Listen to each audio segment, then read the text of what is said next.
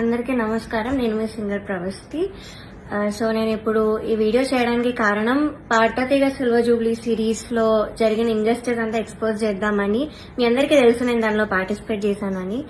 So అక్కడ ఏదైతే జరిగిందో అదంతా నేను ఇక్కడ క్లియర్ గా చెప్తాను వీడియోలో. స్టోరీస్ పెట్టాను, చాలా మంది థౌజండ్స్ ఆఫ్ రిప్లైస్ వచ్చాయి స్టోరీకి ఏం జరిగింది అని. సో దీనిలో అంతా నేను క్లియర్ గా ఎక్స్ప్లెయిన్ చేస్తాను. మిస్ అవ్వకుండా లాస్ట్ వరకు ఈ వీడియోని చూడండి.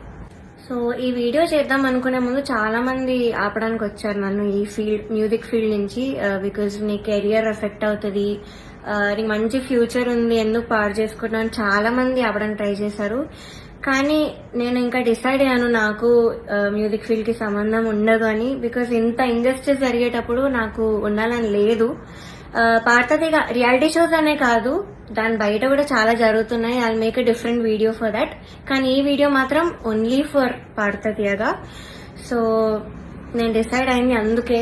చాలా ఇంజస్టిస్ జరుగుతుంది అండ్ ఎవరు కూడా nobody should suffer all that. అందుకే నేను ఈ వీడియో చేస్తున్నాను. ఆల్సో చాలా మంది అడిగారు అసలు ఈ సీజన్ కి ఎందుకు వెళ్ళావు, అసలు మళ్ళీ ఎందుకు వెళ్ళావు పాటతీగకి, సూపర్ సింగర్ లో విన్నర్ అయ్యావు కదా అని చాలా మంది పెట్టారు.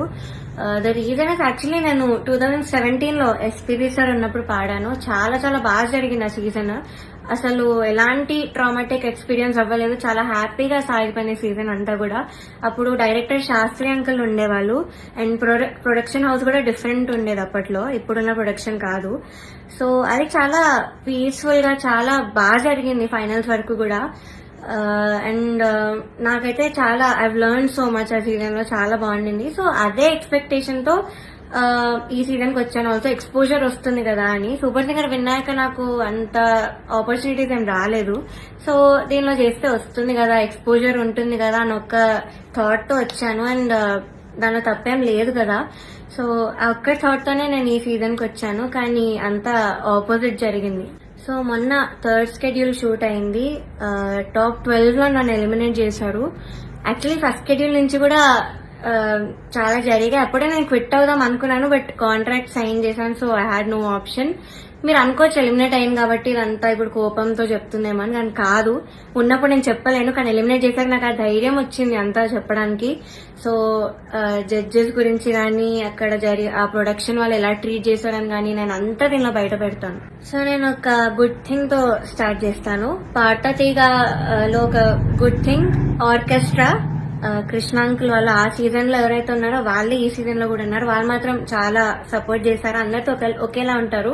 అండ్ మెంటర్ శ్రీనివాస్ సార్, ఆయన కూడా నన్ను ఎప్పుడు కూడా you are the most talented అని మొన్న కూడా నాతో వచ్చి చెప్పారు. సో వీళ్ళిద్దరికి మాత్రం I'm very very thankful. They are my favourite people. So this is the only good thing పాటతీగ ఈ సీజన్ లో. సో ఫస్ట్ నేను జడ్జెస్ దగ్గర నుంచి స్టార్ట్ చేస్తాను. ఫస్ట్ సునీత గారు. Of course she is very beautiful. మీరు అంతే కైండ్ అని కూడా అనుకుంటారు, బట్ బ్యూటీకి కైండ్నెస్ కి ఎప్పుడు కూడా లింక్ ఉండదు. సో ఓకే, మీరు అబ్జర్వ్ చేయండి ఫస్ట్ ఎపిసోడ్ నుంచి కూడా ప్రతిసారి నేను స్టేజ్ మీదకి వచ్చిన ప్రతిసారి వాడు ఒక ఫేస్ ఇస్తారు. అది ఎవ్వరికి పెట్టరు ఆ ఫేస్, బట్ ఓన్లీ నాకు ఆ డిస్గస్టెడ్ లుక్ పెడతారు ఫేస్ మీద. ఇది యాక్చువల్లీ చాలా మంది వెల్ విషర్స్, నా ఫ్యాన్ పేజెస్ అందరూ కూడా నన్ను అడిగారు.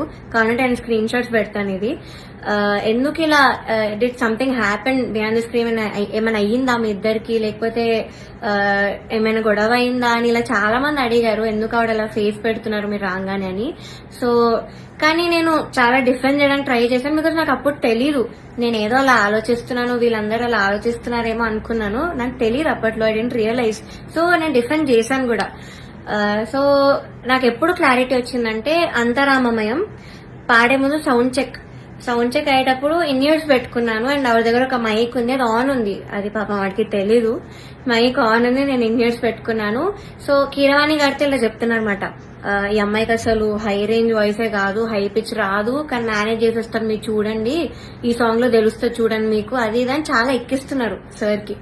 And it hurt me so bad stage మీద నించున్నప్పుడు. అప్పటికే నా సెల్ఫ్ ఎస్టీమ్ ఇలా ఆల్మోస్ట్ కిందకి దిగిపోయింది.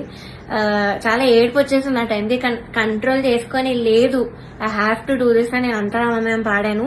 అండ్ ఆ పాటకు వచ్చిన అప్రిసియేషన్ నాకు ఇంకే పాటకు రాలేదు అప్పటి వరకు. సో అంతరామమయంకి బయట ఎవరు కలిసినా కూడా అందరు చెప్పారు నాకు వాయిస్ చాలా బాగా వచ్చింది ఆ పాటలో అని, కానీ చాలా బాగుంది ఆ పాట అని. యాక్చువల్లీ చాలా సాంగ్స్ ఇచ్చాం రాముడు రావునికి, చాలా ఇచ్చాము. నేను ఏది ఇచ్చినా వద్దు వద్దు వద్దు అంటే ఇంకా లాస్ట్ ఆప్షన్ గా మేల్ సాంగ్ ఇచ్చాను అంతరామమయం. సో అదే సెలెక్ట్ చేశారు and I tried my best. Male song అయినా కూడా I gave my best. And of course నాకు ప్రతి సాంగ్ కి ఆవిడ దగ్గర నుంచి నెగటివ్ కామెంట్స్ వచ్చాయి. అది మీరు నమ్ముతారు, జడ్జెస్ ఏదంటే అదే నిజం అనుకుని మీరు అఫ్ కోర్స్ నమ్ముతారు, ఓకే. బట్ అదర్ కంటెస్టెంట్స్ పాడేటప్పుడు I even give their names. ఇద్దరు శ్రీధృతి అండ్ గాయత్రి అక్క, వీళ్ళిద్దరు పాడేటప్పుడు పిచ్చింగ్, ఎస్పెషలీ ధృతికి చాలా పిచ్చింగ్ ఇష్యూస్ వచ్చేటప్పుడు అయితే ఆవిడ ఇలా సైగలు చేసేవాళ్ళు, షార్ప్ అయితే ఇలా చెప్పేవాళ్ళు, అది మేము అందరం చూసాము. గాయత్రి అక్క కూడా షార్ప్ అయితే ఇలా కింద ఫ్లాట్ బాడ్ అని చెప్పేవాళ్ళు, మొన్న కూడా అయింది అది. సో అంటే నాకు తప్పు లేకపోయినా మీరు అక్కడ కామెంట్స్ లో చెప్తున్నారు, వీళ్ళు చేశాక కూడా మీరు అక్కడ చెప్పకుండా సైగలు చేస్తున్నారు. సో అక్కడ నాకు నా మీద ఎందుకో గ్రడ్జ్ పెట్టుకున్నారని కూడా అర్థమైంది. చంద్రబోస్ గారు, we all know he's a lyricist. So ఆయన రెస్పాన్సిబిలిటీ లిరిక్స్ తప్పులుంటే ఆయన చెప్పాలి. సో నన్ను ఫస్ట్ 2 ఎపిసోడ్స్ బాగా మెచ్చుకున్నారు. ఇలాగా ప్రతి నోట్ గాని భావం గాని అసలు వదలకుండా పాడుతామని కూడా చెప్పారు నాకు. అయితే రాముడు రౌండ్ లో వీళ్ళందరు ట్రూ కలర్స్ అన్ని బయటపడ్డాయి. ఫస్ట్ సునీత గారు నేను చెప్పినట్టు మైక్ లో మాట్లాడేశారు, ఇన్ని ఇయర్స్ ఉన్నాయని నాకు తెలియక. అండ్ చంద్రబోస్ గారు పాపం లిరిక్స్ లో నాకు ఒక్క మిస్టేక్ కూడా నేను ఛాన్స్ ఇవ్వలేదు అని చెప్పడానికి. సో దానిలో చెప్పలేక ఆదృత లేదు అని ఒక కామెంట్ ఇచ్చారు. అది ఇంకేం చేయాలి, మేల్ సాంగ్ సేమ్ ఇంపాక్ట్ ఒక ఫీమేల్ వాయిస్ నుంచి మీరు ఎక్స్పెక్ట్ చేయలేరు. సో అంతరామమయం is a male song. So ఇంకా లిరిక్స్ లో చెప్పలేక ఎందుకు ఇంకా క్రియేట్ చేసుకొని చెప్పడం నాకు అర్థం కాలేదు. అదే రౌండ్ లో ఒక అమ్మాయి లిరిక్స్ మర్చిపోయింది రాముడి పాటలో, అది మాత్రం ఆయన మెన్షన్ చెయ్యలేదు. బీయింగ్ ఎ లిరిసిస్ట్ ఆయన రెస్పాన్సిబిలిటీ ఉంది కూడా ఆయన చెప్పలేదు. ఆ రౌండ్ లో లిరిక్స్ మర్చిపోయింది, చెప్పలేదు. ఇంకా మమ్మల్ని ఏడ్పించేసావు అది ఇదని చెప్పింది, చాలా మంది చేతిలో రాసుకొని వచ్చారు, అది కూడా ఆయన చెప్పలేదు, అది కూడా కౌంట్ చేయలేదు. కానీ నాకు మాత్రం లేని నెగిటివ్ పాయింట్స్ అన్ని, ఆయనకు అవసరం లేని నెగిటివ్ పాయింట్స్ అన్ని కూడా చెప్పారు. లిరిక్స్ లో మాత్రం నేను ఇప్పటివరకు ఆయనకు ఒక్క ఛాన్స్ కూడా ఇవ్వలేదు సాంగ్స్ లో. I never made a mistake lyrics point of view అయితే అస్సలు చేయలేదు. మీరే చూడండి, మీకే అర్థమవుతుంది. సో ఇది కూడా మీకు న్యాయం అనిపిస్తుందా? కీరవాణి సార్ గురించి మాట్లాడదాం. అఫ్ కోర్స్ నాకు చాలా హేట్ వస్తుంది దీనికి మాత్రం, and I'm ready for it because I don't care. Personally నాకైతే నెగటివ్ కామెంట్స్ రాలేదు ఆయన దగ్గర నుంచి. బట్ సెట్ లో ఎలా మాట్లాడతారు, అసలు ఏం చెప్తారు అనేది నేను ఇక్కడ చెప్తాను. పాయింట్ నెంబర్ 1, మెలడీస్ పాడిన వాళ్ళకి మాత్రం వాళ్ళు ఎలా పాడినా కూడా నేను ఆటోమేటిక్ గా మంచి స్కోర్ చేస్తాను అని ఆయన నోట్తో ఆయనే చెప్పారు.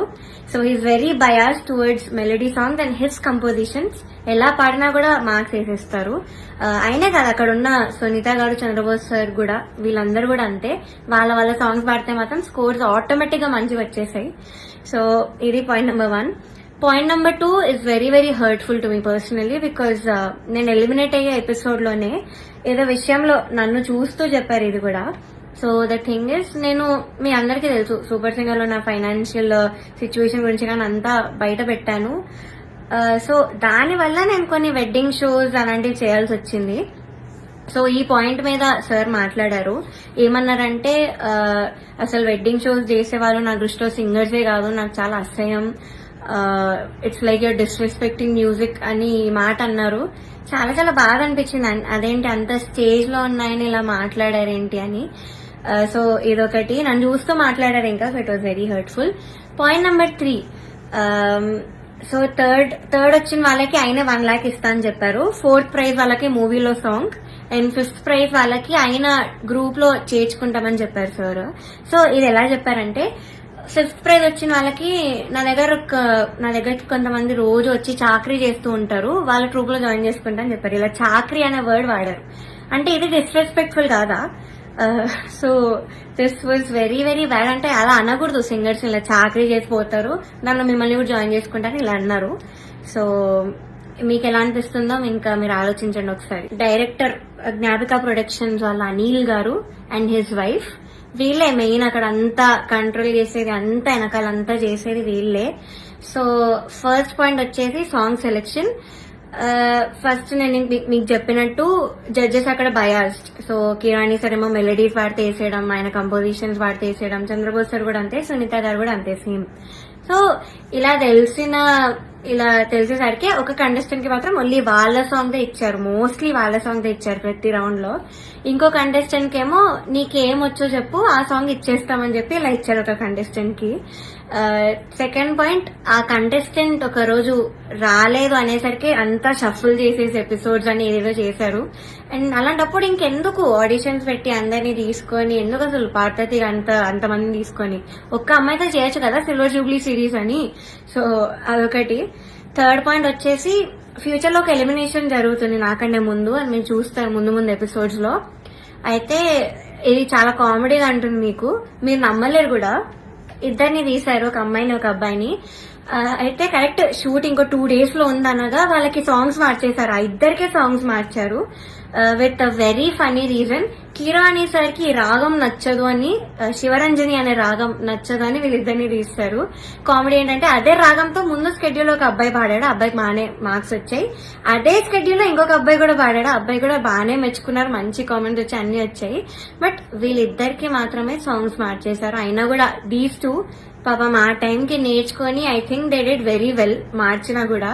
కానీ వాళ్ళనే ఎలిమినేట్ చేశారు యాజ్ ఐ ఎక్స్పెక్ట్. నేను అప్పుడు అనుకున్నా యాక్చువల్లీ సాంగ్ ఇలా మార్చేసి అంతే ఏదేదో చేస్తున్నారో, నేను అప్పుడు అనుకున్నా వీళ్ళిద్దరిని తీసే ఛాన్స్ ఉంది అని. And the thing is కిరాణి sir రాగం నచ్చకపోతే మరి ఎందుకు చేశారో తెలీదు. అంతర్యామి అనే పాట అదే రాగంలో చేశారు. బట్ ఏమో ఆ ఫన్నీ రీజన్ అయితే వీళ్ళిద్దరు సాంగ్ అయితే తీసేశారు కరెక్ట్ ఎలిమినేట్ చేసే ముందు. అండ్ నౌ నేను ఎందుకు అంత మెంటలీ ఎఫెక్ట్ అయ్యాను అని ఇప్పుడు చెప్తాను. ఫస్ట్ థింగ్, నేను చెప్పినట్లు డిస్క్రిమినేషన్ అది, ఇంకా జడ్జెస్ యొక్క డిస్గస్టెడ్ లుక్ తో నన్ను చూడడం, ఎప్పుడు ఒక చీడ పురుగును చూసినట్టు చూడడం. They treated me like I'm worthless. So అలా ట్రీట్ చేశారు, జోక్స్ వేశారు వాళ్ళు కూడా నా బాడీ మీద. ఇవన్నీ నాకు ఆడియన్స్ ద్వారా తెలిసింది, వాళ్ళకి వినిపిస్తుంది కాబట్టి వాళ్ళు పక్కనే ఉంటారు. సో నేనైతే అస్సలు ఎక్స్పెక్ట్ చేయలేదు, ఇలాంటి జడ్జెస్ దగ్గర నుంచి అయితే అస్సలు ఎక్స్పెక్ట్ చేయలేదు. అంటే నేను ఇన్ని షోస్ చేశాను, తమిళ్లో పాడాను, అన్నిట్లో పాడాను, ఎప్పుడు కూడా ఇలాంటి ఎక్స్పీరియన్స్ ఒక జడ్జెస్ నుంచి అయితే నాకు ఎప్పుడూ లేదు. శ్వేతామోహన్ గారు ఇప్పటికి కూడా మాట్లాడతారు, నన్ను ఏంజల్ అంటారు, the sweetest, the most talented అంటారు. అలాంటిది ఇక్కడ వీళ్ళే నన్ను ఇలా ట్రీట్ చేస్తున్నారు, ఇలాంటి మాటలు అంటున్నారని చాలా చాలా బాగా అనిపించింది. అండ్ సెకండ్ థింగ్, ప్రొడక్షన్ వాళ్ళు ఎస్పెషల్లీ అవుట్ఫిట్స్ విషయంలో మమ్మల్ని బొడ్డు కిందకి కట్టుకో, సారీస్ ఇచ్చి కిందకి కట్టుకో, ఇలా ఎక్స్పోజింగ్ చేయన్న వేలో చెప్పారు. చాలాసార్లు తిప్పేవాళ్ళు నన్ను ఎస్పెషల్లీ కరెక్ట్ పాడే ముందు. అంటే ఎగ్జాస్ట్ అయిపోయేదాన్ని ఆ టైంకి, అయినా కూడా ఐ గేవ్ మై బెస్ట్, అది వేరే విషయం. అండ్ ఇలా బాడీ షేమింగ్, ఆ కాస్ట్యూమ్ డిజైన్ అయితే నా ఫేస్ మీద అన్నాడు, ఇలాంటి బాడీకి నేను ఇంకేం ఇవ్వగలను అన్న మాట అన్నాడు. ఏమో ఐ వాజ్ వెరీ వెరీ చాలా చాలా ఎఫెక్ట్ అయినాను మెంటలీ ఈ విషయంతో మాత్రం. సెల్ఫ్ ఎస్టీమ్ గానీ కాన్ఫిడెన్స్ కానీ అంతా లేకుండా పోయింది వీళ్ళనే మాటల వల్ల. అండ్ మీరు ఒకటి గమనించుంటే ఎస్పీబీ సార్ ఉన్నప్పుడు మాత్రం ఇలాంటి కుళ్ళు జోక్లు, కామెడీలు, డాన్సులు చేయడం మాత్రం ఎప్పుడూ కూడా లేదు. మీరు ఒక్కసారి అన్ని సీజన్స్ రివైండ్ చేసుకొని చూడండి, నా సీజనే చూడండి 2017లో. కానీ ఎప్పుడైతే జ్ఞాపిక ప్రొడక్షన్ అనేది వచ్చిందో అప్పటి నుంచి ఇవన్నీ స్టార్ట్ అయ్యాయి. So they are the main reason ఈ పార్వతిగా ఇలా అయిపోవడానికి కారణం వాళ్ళే. మమ్మల్ని ఇలా డాన్స్లు వేయమని, అదేవో కుళ్ళు జోకులు చెప్పమని. మీరు ముందు చూస్తారు ఇప్పుడు ఎర్రని కొరదని గోపాలలో నేను చాలా డాన్స్ చేశాను, నెక్స్ట్ వచ్చే ఎపిసోడ్ లో కూడా డాన్స్ చేశాను, because I was forced to dance. So చేశాను, నేను ఇప్పటివరకైతే అంత డాన్స్ ఎప్పుడూ చేయలేదు ఏ రియాలిటీ షోలో, కానీ చేశాను, మీరే చూస్తారు. అండ్ మాకు ట్రాన్స్పోర్ట్ లో ఒక కంటెంట్ మేనేజర్ మాత్రమే వచ్చేవాళ్ళు కార్లో, బికాజ్ మా ఇంటి పక్కన ఆయన కూడా ఉంటారు. సో సేమ్ వెహికల్ అయ్యేది. అండ్ ఆయన ఏం చెప్పేవాళ్ళంటే పర్ఫార్మెన్స్ చాలా ఇంపార్టెంట్, మీరు డల్ అప్పట్లో కాదు, మీరు అలా నించొని పాడితే ఎవరు చూడరు, అది అని ఆయన అన్నారు. And one more thing is, Janaki అమ్మ రౌండ్ జరిగింది. మీ అందరికీ తెలుసు నాకు జానకి అమ్మకున్న బాండింగ్, నా పోస్ట్ కూడా ఉంటుంది అక్కడ ఇన్స్టాగ్రామ్ లో. సో అన్ని ఫొటోస్ ఉన్నాయి నా దగ్గర, ఆమెతో అంత ఎక్స్పీరియన్స్ ఉంది అమ్మమ్మతో, చాలా స్వీట్ మెమరీస్ ఉన్నాయి. అవన్నీ నేను చెప్దాం అనుకున్నా కూడా నేను చెప్పనివ్వలేదు స్టేజ్ మీద. అండ్ నా ఫొటోస్, అంకుల్ ఇలా ఫొటోస్ వేస్తారా, సో నేను ఎక్స్పీరియన్స్ అంతా చెప్తాను, నాకు అమ్మమ్మ గురించి నేను మంచిగా చెప్దాం అనుకున్నాను అంటే కూడా నన్ను ఒప్పుకోలేదు. వేరే కంటెస్టెంట్స్ అందరూ ఫీల్ అవుతారమ్మా అది ఇదని చెప్పి నన్ను ఆపేశారు. బట్ కే రాఘవేంద్రరావు గారి ఎపిసోడ్ అయింది మొన్న స్కెడ్యూల్లో. అండ్ ధృతి is very very close to him. అక్కడ ఉన్న అందరితో క్లోజ్, జడ్జెస్తో కూడా ఆఫ్ కోర్స్. సో అయిన ఫొటోస్, తన ఫొటోస్ మాత్రం వేశారు అండ్ తనతో చెప్పించారు. నేను చేస్తే మాత్రం వద్దని, తను చేస్తే మాత్రం మంచిగా చూపించారు, అంత హైప్ చేశారు. ఇది మీకు న్యాయం అనిపిస్తుందా మీరే చెప్పండి. నౌ థర్డ్ ఫైనల్ స్కెడ్యూల్, అంటే నేను ఎలిమినేట్ అయిన స్కెడ్యూల్. అయితే 4 రౌండ్స్ ఇచ్చారు, 6 గా డివైడ్ చేశారు. కామెడీ ఏంటంటే కొంతమంది క్లాసికల్ రౌండ్, కొంతమంది కాలేజ్ రౌండ్ అంట. ఒక చెత్త రౌండ్ ఒకటి పెట్టారు, దానిలో చెత్త పాసిబుల్ సాంగ్స్ అన్ని ఇచ్చారు, అంటే సింపుల్ గా పాడి పడేసేవి. దానికి క్లాసికల్ రౌండ్ కి మార్క్స్ కి కంపేర్ చేశారు. ఇదొక కామెడీ విషయం ఈ స్కెడ్యూల్లో. మీ అందరికి తెలియాలి కాబట్టి చెప్తున్నాను అంత క్లియర్ గా. సో ఇది జరిగింది. ఓకే, నేను ఎన్నో రాత్రులు వస్తాయి పాడండి డ్యూయట్ రౌండ్ లో, which is Ilaiyaraaja sir and SPB sir round మాట. వాళ్ళ బర్త్డేస్ వస్తున్నాయి కాబట్టి ఈ రౌండ్ ఇచ్చారు. డ్యూయట్ రౌండ్ వేరే ఒక అన్నతో పాడాను. అయితే ఇదైతే I did very very well. Especially orchestra నుంచి చాలా అప్లోజ్ వచ్చింది ఈ పాటకి. నా హై నోట్స్ మీద ఎక్కువ మెచ్చుకున్నారు, చాలా బాగా వచ్చింది, వాయిస్ లో చాలా బాగుండింది, చాలా హాయిగా ఉండింది మైక్ లో. ఆ రోజు వింటుండే సిస్టమ్ లో చెప్పారు ఆ రోజు స్టేజ్ మీద. నాకైతే పక్కకు పిలిచి కూడా చాలా మంది చెప్పారు. కానీ సునీత గారు ఆఫ్ కోర్స్ మళ్ళీ అదే కామెంట్, నీకు రేంజ్ లేదు, నీకు హై నోట్స్ రావు, నీకు స్కేల్ ఎక్కువ అయిపోయింది, యూ ఆల్వేస్ స్ట్రగుల్, మనం దీని మీద మాట్లాడుకోవాలి అని చెప్పారు. I don't think so, because నేను ఇన్ని షోస్ చేశాను. ఎందుకు మన ఎస్పీబీ సరే నన్ను మెచ్చుకున్నారు అప్పుడు పడతది కదా నా హెడ్ వాయిస్ గురించి. అండ్ మన సూపర్ సింగర్ లో శ్వేతా మోహన్ గారు అన్ని లాంగ్వేజెస్ లో పాడారు. ఆవిడ సుజాత మోహన్ గారు అన్ని లాంగ్వేజెస్ లో పాడారు. ఆవిడ నన్ను మెచ్చుకున్నారు. ఇలాగా నీది బేస్ రేంజ్ వాయిస్ అయినా కూడా నువ్వు ఎంత బాగా పాడుతున్నావు, అసలు తెలియకుండా ఎంత బాగా పాడుతున్నావు, ఎంత క్లీన్ గా వినిపిస్తున్నా, హై నోట్స్ అన్ని కూడా చెప్పారు. తమన్ సార్ కూడా మెచ్చుకున్నాను నన్ను ఈ విషయంలో. కానీ సునీత గారు మాత్రం అదే పాయింట్ పైన చెప్తారు ఎప్పుడు కూడా. సో ఇలా జరిగింది. అండ్ సారేగామే లాస్ట్ నేను ఎలిమినేట్ అయిన రౌండ్ పాడింది Saregama. I think that was the best performance. నా కెరియర్ లో కూడా నేను ఇప్పటి వరకు నాకు తెలిసి అంతలా పర్ఫార్మ్ చేయలేదు. వస్తుంది మీరే చూస్తాను నేను ఎలా పాడాను సారేగామే. ఇంకా నాకున్న కోపం అంతా కూడా ఆ సింగింగ్ లో నేను చూపించాను ఆ రోజు. మేడ్ సో మెనీ ఇంప్రూవైజేషన్స్ అప్పటికప్పుడు చేసి పాడాను నేను కొన్ని స్టేజ్ మీద సారేగామేలో. అండ్ ఆ రోజు టాప్ 1 వచ్చిన అమ్మాయి, ఆ అమ్మాయి చంద్రబోస్ గారు పాట పాడింది ఆ కాలేజ్ రౌండ్ లో. సో ఆ పాటలో ఏదేదో ఇంప్రూవైజేషన్స్ చేసింది, అది అవుట్ ఆఫ్ పిచ్చింగ్ ఉండే మోస్ట్ ఆఫ్ దమ్. అది లాస్ట్ లో లిరిక్స్ మర్చిపోయి నానా అని పాడింది. అది ఆయన కామెంట్స్ లో చెప్పకుండా అంతా అయిపోయాక అందరు క్లాప్స్ కొడుతుంటే పక్కన అనిల్ సార్ తో లిరిక్స్ మర్చిపోయింది అని అన్నాడు. నేను విన్నా, నేను అక్కడ అన్నా. అంటే బయటకు చెప్తున్నాడు కాబట్టి, కానీ కామెంట్స్ లో చెప్పట్లేదు, ఆ మార్క్స్ లో కూడా ఆయన చూపించట్లేదు. How great is that.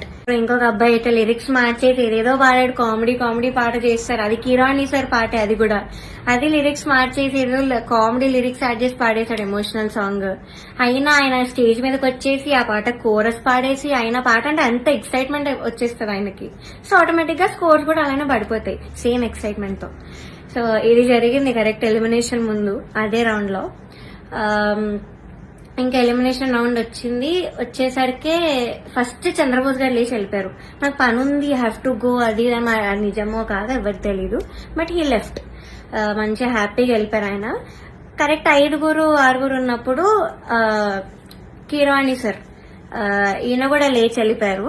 He was like నాకు ఈ టెన్షన్ నా వల్ల కాదు, నాకు ఇంకేం సంబంధం లేదని లేచి వెళ్ళిపోయారు.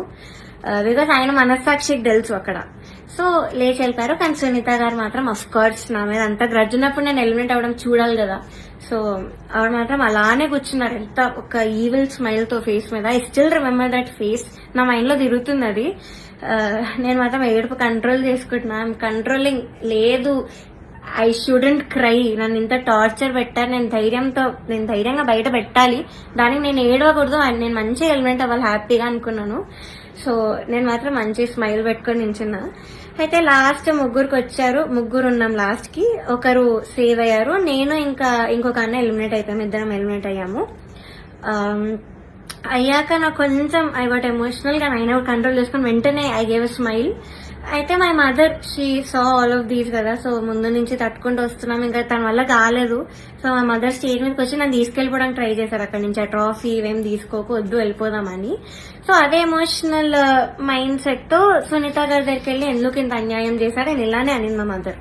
బట్ సునీత గారు ఆవిడ రిప్లై మాత్రం, నువ్వు వెళ్ళి ఇక్కడ ముందు ఇక్కడి నుంచి దయచేయి అనింది. ముందు ఇక్కడ నుంచి బయటకు వెళ్ళిపో అన్న వేలో ఆవిడ మాట్లాడారు. ఇలానే నువ్వు అన్నారు, which was very very cheap. అసలు ఎవరు ఎక్స్పెక్ట్ చేయరు అలాంటి జడ్జ్ నుంచి ఇలాంటి మాటలు వస్తాయని. నేను కూడా ఎలిమినేట్ అయిన షోస్ కూడా ఉన్నాయి. నేను తమిళ్లో బాగా ఎలిమినేట్ అయ్యాను టాప్ 5 లో, హాఫ్ మార్క్లో ఎలిమినేట్ అయ్యాది కూడా. అప్పుడు మేమేమి ఇలా ఎమోషనల్ అయిపోయి ఏం చేయలేదు, బికాస్ ఆ జడ్జెస్ అంత బాగా మాట్లాడారు కాబట్టి మాతో. చిత్రామ్మ ఎంత బాగా మాట్లాడతారు, ఇప్పుడు కూడా ఎంత బాగా ట్రీట్ చేస్తారు. ఆవిడ కాల్ చేసి కూడా మాట్లాడాను నేను ఎలిమినేట్ అయ్యాక. మమ్మీతో మాట్లాడారు, మనో సార్ కాల్ చేశారు, మాల్గుడి సుబ్బమ్మ మాట్లాడారు. అలా మాట్లాడతారు కానీ నువ్వు ఇక్కడి నుంచి వెళ్ళిపో, దయచేయి ఇక్కడి నుంచి దయచేయి అని అలా చెప్పారు ఆవిడ. అలాంటి వాళ్ళని మీరు ఇక్కడ ఎంత హైప్ చేసి పైన పెడతారో ఐ డోంట్ అండర్స్టాండ్ వై. ఇప్పటికైనా మీకు అర్థం కావాలి వాళ్ళ గురించి. కానీ ఎందుకో మీ మైండ్ సెట్ కి ఎక్కదు. నాకు డౌటే, నేను చెప్పేది కూడా మీకు ఎక్కుతుందో లేదో. కానీ నేనైతే అంత ధైర్యంగా బయట పెట్టాను, బికాజ్ నేను ఈ కెరియర్ వదిలేద్దామని డెసిజన్ కి వచ్చాక నేను ఇవన్నీ బయట పెడుతున్నాను. బికాజ్ నాకు ఇంకా రావు ఆపర్చునిటీస్, ఎందుకంటే పెద్ద పెద్ద నేమ్స్ తీసుకున్నాను, వీళ్ళందరూ మీరు చెప్పాను కాబట్టి నాకు ఇంకా ఉండదు ఈ మ్యూజిక్ లో. నాకు ఇంకా ఎలాంటి ఛాన్స్ అనేది రాదు. నేను అది డిసైడ్ అయ్యే ఇవన్నీ పెట్టాను. ఈ వీడియో చేయడానికి మెయిన్ రీజన్ వచ్చేసి మీరు ఇదంతా చూసి ఇప్పటికైనా రియలైజ్ అయ్యి ఇలాంటి ఫ్రాడ్ షోస్ అన్ని కూడా చూడడం మానేసి, ఆ స్పాన్సర్స్ కూడా స్పాన్సర్ చేయడం మానేసి బ్యాన్ చేస్తారని ఒక హోప్ తో నేను చేశాను ఈ వీడియో. అండ్ నాలా చాలా మంది సఫర్ అయిన వాళ్ళు ఉన్నారు, కానీ ధైర్యం లేక కెరియర్ గురించి ఆలోచించి చాలా మంది మాట్లాడకుండా ఆగిపోయారు. నేను మాత్రం కెరియర్ వదిలేస్తున్నాను కాబట్టి ఇదంతా చెప్తున్నాను కెమెరా ముందు ధైర్యంగా. సో జడ్జెస్, మీరు ఆ సీట్ లో కూర్చున్నప్పుడు మీకు ఒక రెస్పాన్సిబిలిటీ ఉంది, జస్టిస్ చేసే ఒక రెస్పాన్సిబిలిటీ. కానీ మీరు అది చేయకుండా మీ ఇష్టం వచ్చిన వాళ్ళని తెచ్చి మా అమ్మాయివే నువ్వు, నేను బుడతల బ్యాచ్ నుంచి నువ్వు అప్పటి నుంచి చూస్తున్నాను అది ఇది అని చెప్పి ఇవన్నీ చేసి మీరు సరస్వతి అమ్మవారిని అవమానం చేస్తున్నట్టు, మీరు షేమ్ చేస్తున్నట్టు, ఇన్సల్ట్ చేస్తున్నట్టు సరస్వతి దేవిని. సో మీరు ఇలా చేసే పని అయితే ప్లీజ్ డోంట్ సీట్ లో కూర్చోకండి. ఇంకా చిత్రమ్మ, ఎస్పీ శైలజమ్మ, మనో గారు వీళ్ళు ఉంటే ఎంత బాగుంటుంది ఆ ప్లేస్ లో, ఎంత బాగుంటుంది ఆ జడ్జ్మెంట్. సో అది మాత్రం చేయకండి, because what all you doing is injustice. మాలాంటి లైఫ్ తో ఆడుకుంటున్నారు. ఇలా మాకేం పవర్ లేదు, మనీ లేదు, we can buy anybody bribes ఇచ్చి గిఫ్ట్స్ ఇచ్చి మేము అవేం చెయ్యలేము. నాకు అందుకే ఆపర్చునిటీస్ కూడా రాలేదు. వచ్చినవి కూడా ఇలాంటి కొన్ని క్యారెక్టర్స్ మధ్యలో వచ్చి లాగేసుకున్నారు అన్ని ఆపర్చునిటీస్. సో దయచేసి ఇలా ఒక లైఫ్ తో ఆడుకోకండి. మీకు అంత ఇన్జస్టిస్ చేయాలంటే అలా కూర్చోకండి, అసలు జడ్జెస్ సీట్ లోనే కూర్చోకండి. వాళ్ళు వేరే వాళ్ళని పెట్టుకుంటారు, ఇలా చిత్రామ్మ ఇలాంటి వాళ్ళని ఏదో ఒకటి చేసి పెట్టుకుంటారు. That is the right thing to do. So ఇప్పుడు నేను పెద్ద పెద్ద పేర్లను పాయింట్అవుట్ చేశాను, అంతా ఎక్స్పోజ్ చేశాను, ప్రొడక్షన్ ఎక్స్పోజ్ చేశాను. So I know I'm in danger. Audience కి ఏం తెలియాలంటే, నాకు ఏమైనా అయినా, మా ఫ్యామిలీకి ఏమైనా అయినా, లేకపోతే మేము ఏమైనా చేసుకున్నా, సునీత గారు, Chandrabose garu, Keeravani garu, Gnapika productions, Anil sir is responsible for all of this.